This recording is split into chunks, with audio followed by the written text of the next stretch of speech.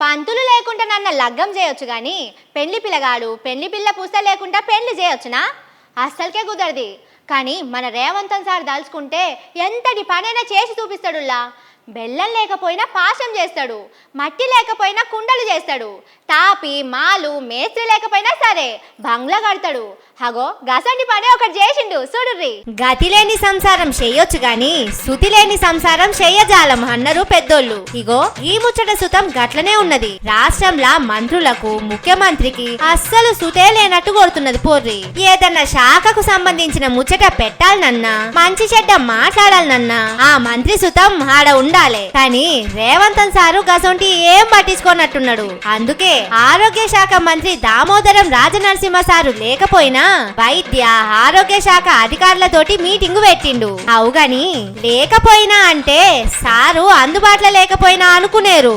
Sir Hyderabad లోనే ఉన్నాడు. నిన్ననే ముక్కోటి ఏకాదశి అని తిరుపతి పోయి ఎంకన్న స్వామికి దండం పెట్టుకొని వచ్చిండు. అయితే ఉస్మానియా దవాఖానా బంగ్లా పాత పడ్డది కదా, ఎప్పుడు కూలి మీద పడుతుందో అని భయపడుడు అవుతుంది నిత్తే. అందుకే కొత్త ఉస్మానియా కడదామని కొన్నేళ్ల సంది మాట్లాడుకుంటున్నారు. ఇదే ముచ్చట ఇయాల రేవంతన్ సారు ఆఫీసర్లతోటి మీటింగ్ పెట్టిండు. మరి ఈ మీటింగులా ఆరోగ్య శాఖ మంత్రి దామోదరం సారు ఉండాలి కదా అని మీటింగ్ అంతా దేవులాడితే సారు ఏడగానరాలే. ఉస్మానియా దవాఖానా ఎట్లుండాలి, ఏ డిపార్ట్మెంటు ఏడుండాలి, పార్కింగ్ ఏడ పెట్టాలి, దవాఖానలా ఏమేం పెట్టాలి అని నమూనాలు గీసి మాట్లాడిర్రు. దవాఖానా కట్టినాక ఎట్లుంటది అని నక్ష చూపించుకుంటా ముచ్చట పెట్టిర్రు. ఈ నెలాఖరు వరకల్లా కొత్త ఉస్మానియా దవాఖానకు ముగ్గు సుతం పోస్తారట.